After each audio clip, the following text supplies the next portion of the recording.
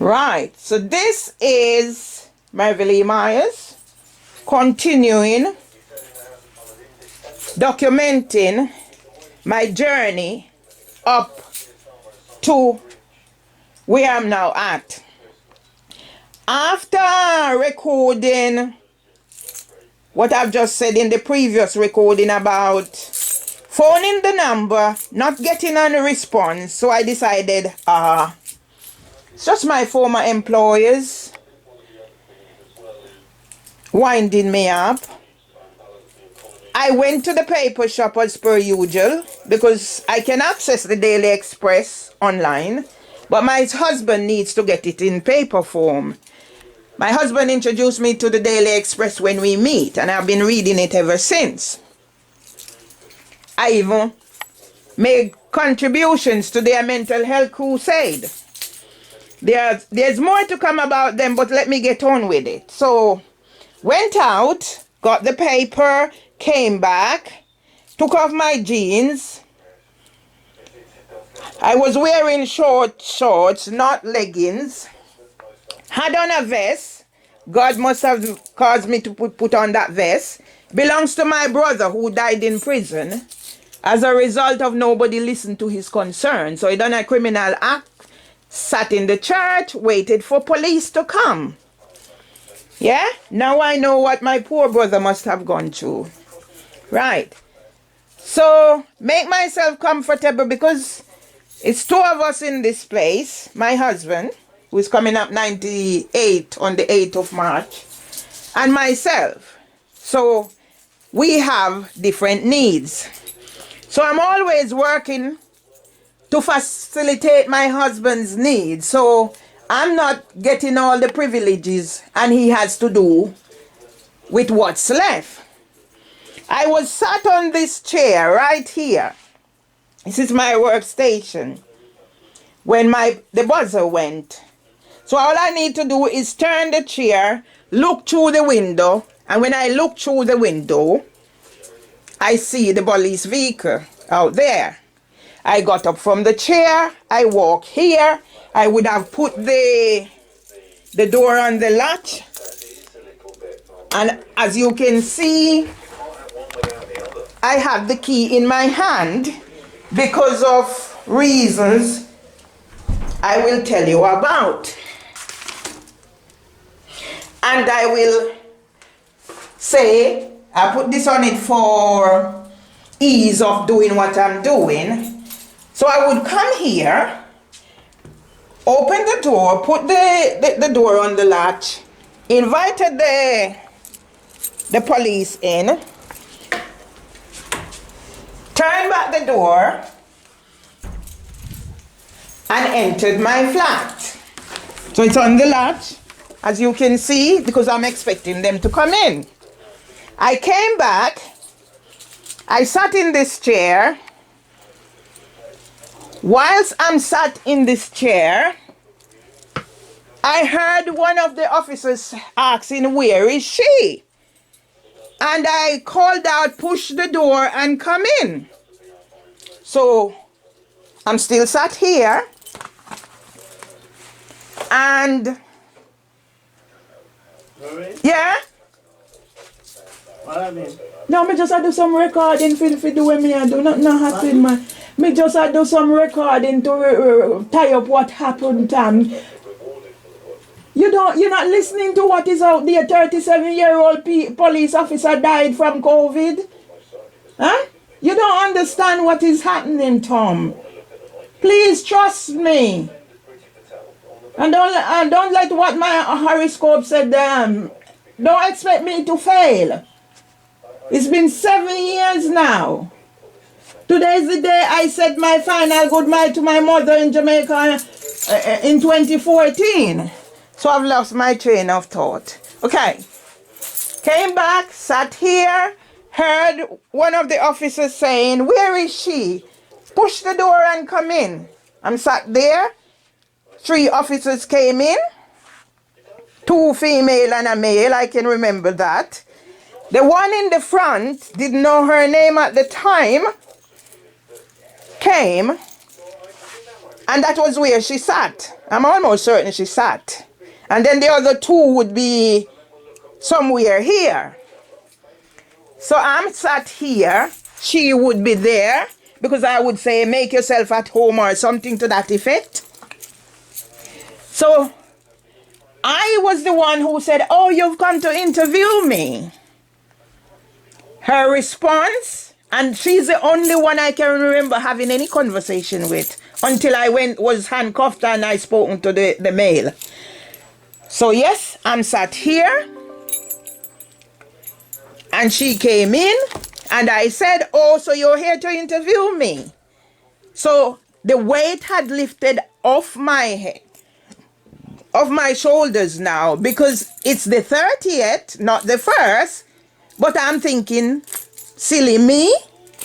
Oh, the officers are working with me. They've come to interview me, so that will take the pressure off. By the time I asked the question, so you're here to interview me? She said, no, we're not here to interview you. You have to come to the station.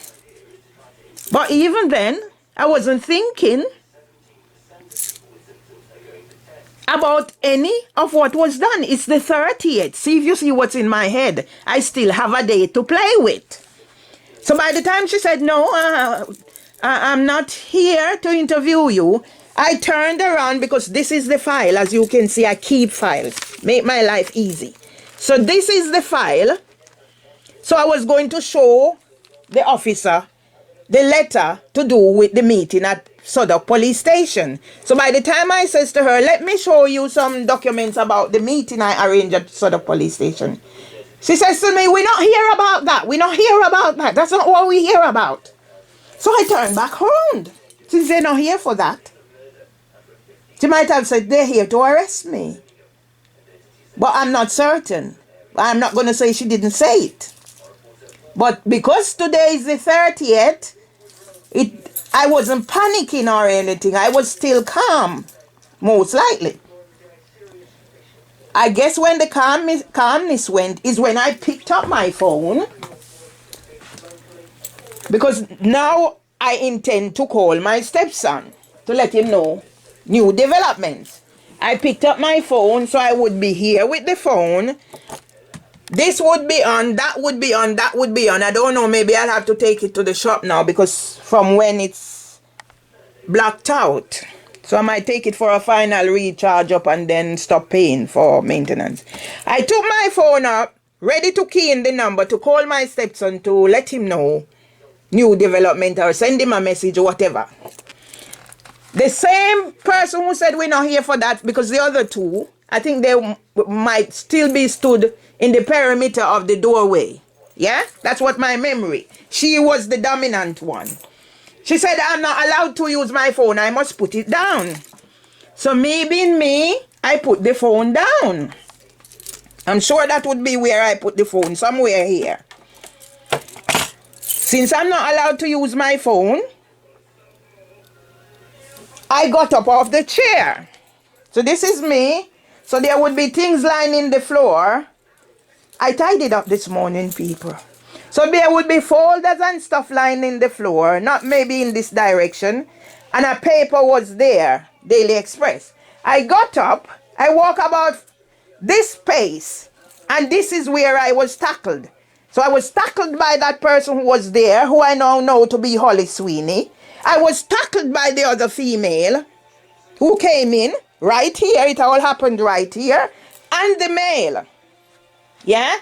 They're trying to take him out of the picture, but that's not what happened.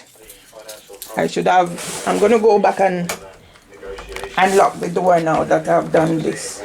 I have to be cautious. Yeah? Security. And as you can see, I still got my key, although I'd come in. Right.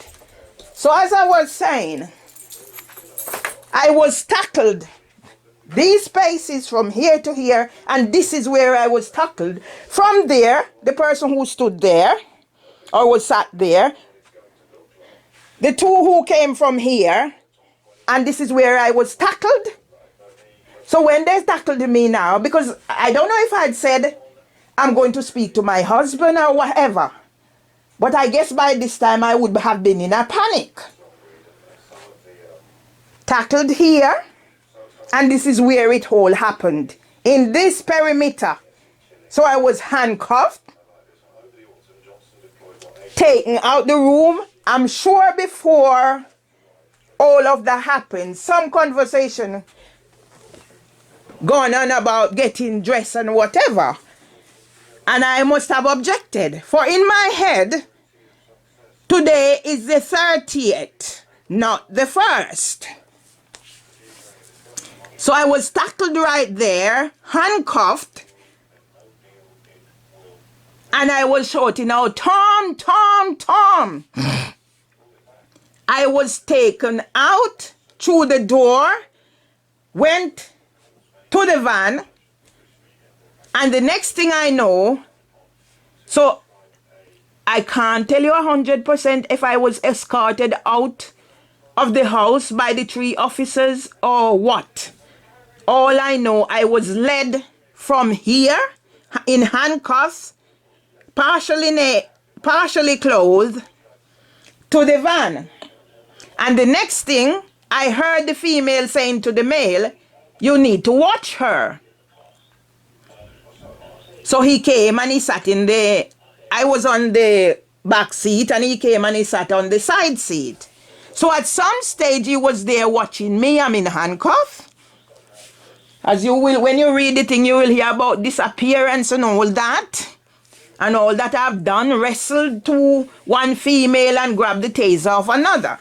So whilst I was sat in the vehicle, I remember saying to the young man, the handcuff is hurting me. Yeah? To this day, I don't know if that young man responded to me.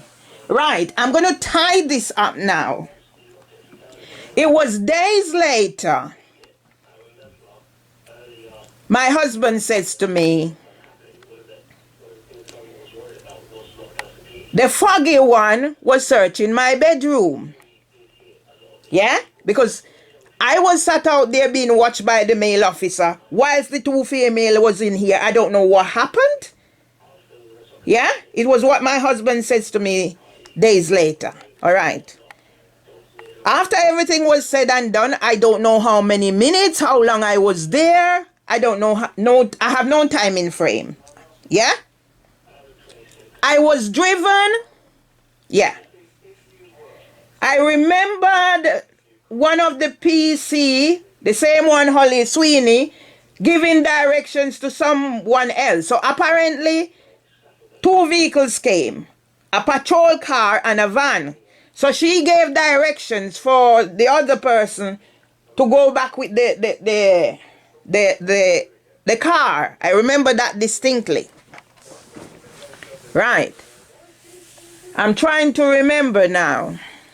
So I was transported to the Walworth police station. Rickety, handcuff hurt in my hand. And the van was parked out in the yard. So by this time now, I'm in the van, partially clothed. And I started to shiver. At this time now, it was Holly Sweeney who stood outside the van watching me. Every time I looked at her, she made up her face. And if you go back and look in their report when she said, what she was doing was unnerving me. But I took it in my stride because I know that's how we black people say white people smile. They see you and they crunch up their face. But it was unnerving me. So I tried not to look at her as much as possible. But she was always making sure I see her. Right. At one stage, so by this time now, I was shivering. The friction of the handcuffs behind my back was hurting me. I can't remember how it go in order. But I remember I had some communication with Holly Sweeney, and I asked her, how old are you? And she says, 24. So I says to her, if my elder son had started a family when he got married, I could be his grandmother, her grandmother. And she says to me, if you were my mother, I could understand. I said, I did not say your mother. I said your grandmother. Yeah? That was one of the conversations I had with her. I won't say what sequences these conversations come into. But every time I see her looking at me, I'm sure she must have noticed I was shivering. And then later on, as I said, I don't know about sequences of what happened. She came and she sat on the side seat of the van and she turned to me and said, so she must have noticed I was shivering.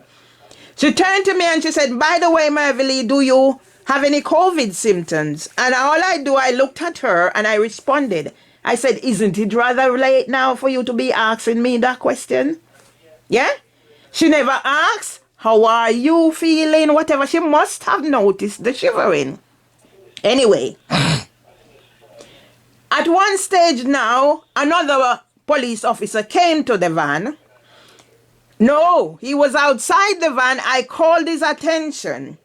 And I says to him, the last time that I had to call the ambulance out, or it wasn't the last time. I said I had to call out the ambulance on the 3rd of September 2020 because I had the shakes and I just couldn't control it. I says to him, I have Parkinson's in my DNA. I do not have a medical diagnosis for Parkinson's, so I cannot claim it as a disability. But I have a diagnosis for chronic anxiety. This little runted boy now, because I don't know if he has doctorate as part of his qualification, he's going to ask me, what do you do when you're having a chronic anxiety attack? Do you use breathing techniques? Yeah? The reason why I had told him about the shakes, because I was by now shaking uncontrollable, and the friction of the handcuffs was hurting me more. So I says to him, I told your colleague before I left home that the handcuffs was hurting me. I said it's hurting worse now. Yeah? But what really got me upset was when he's going to ask me what breathing techniques, because he offered to open the handcuffs for me to slacken them. And I said, okay, if that will help, that's fine. But what really upset me is the fact he's going to ask me what breathing technique I use when I get a chronic anxiety attack. I am in this situation. My hands are handcuffed behind me. I am scared that my limbs are going to start to crumble, because I do get those times when my muscle crumble and I have no control. I have muscle contract. The fingers just crumble. So that was the fear in my mind. So that's why I was seeking help. Yeah? He asked me now. So when he said to me, I asked about the techniques, I asked him what's his qualification, blah, blah, blah. So you know what's just going to trigger. So I just started cursing. So by the time I started cursing, I don't know where the officers came from, but they were all around the vehicle. And I'm thinking, okay, now here is an animal. Here is an animal in the zoo. That was what's going in my head. So crowd attention, it's the circus. That's what's in my head. He asked me, he attempted to open the handcuffs. Then he said I must bend over. And I did actually bend over because, instinct. But it was afterward I'm thinking now, why are you asking me to bend over? I'm partially naked. If it was only the officers who came to my house, I wouldn't mind so much. But by now, I don't know where these officers came from. They don't have anything to do.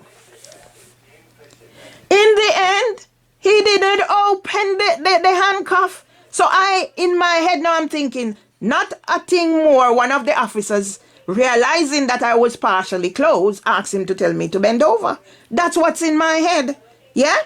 All right. As I said, I don't know how things happen in sequence. I was there. I called to Holly Sweeney and I said, I need the toilet. She says to me she has to go and find out because there's a long queue in there. She went and she come back and she said they won't allow us in there. So now I'm holding my legs together and I'm thinking, oh my God, don't let me lose my dignity. Right. I am in the van. I'm getting the shakes, so the handcuff is hurting me. And all the things now, because by now panic attack must be setting in. The trauma, the triggers for my trauma has been exacerbated. Right. Long after, as I said, I don't know time frame by this. All I'm there trying to keep your dignity. The handcuffs is hurting. Whatever is happening, eventually they come to get me. Now, I know Nikki Wright, and the young man who had told me to bend over. So by the time the two female officer was leading me down, he was standing a little way. The first thing he asked me was, have you calmed down now? Telling me to calm down is another trigger, so I gave him some choice Jamaican words. Going into, yes, I told him why I was upset, and he was really generous in his apologies. He really was generous in his apologies, yeah? I will give that to that young man. Don't know if he's Harry Stock or if he's Ben Godfrey. I don't know who is who now. I know the two female. So leading me into the station now, I was in the station, sat on a side, handcuffs hurting me. I reminded the officer, I said, I need the toilet. Yeah? So now I'm being treated less than an animal. Their response set off another spate of cursing. So I curse. And I told the one named Nikki right now is going to tell me, why don't I calm down, something to that effect? They are trying to help me and whatever. And I give her some choice bad words and I tell her if I need to piss right here, I will piss right here. Yeah? Right. I went before the sergeant. That's when the handcuff was released now by the same one, and I'll have to tell another story about the excuse why I was asked to bend over. He didn't ask me to bend over, he just released it. There was no problem in him releasing it, so I'm wondering why he couldn't release it when I was in the van. So it was the sergeant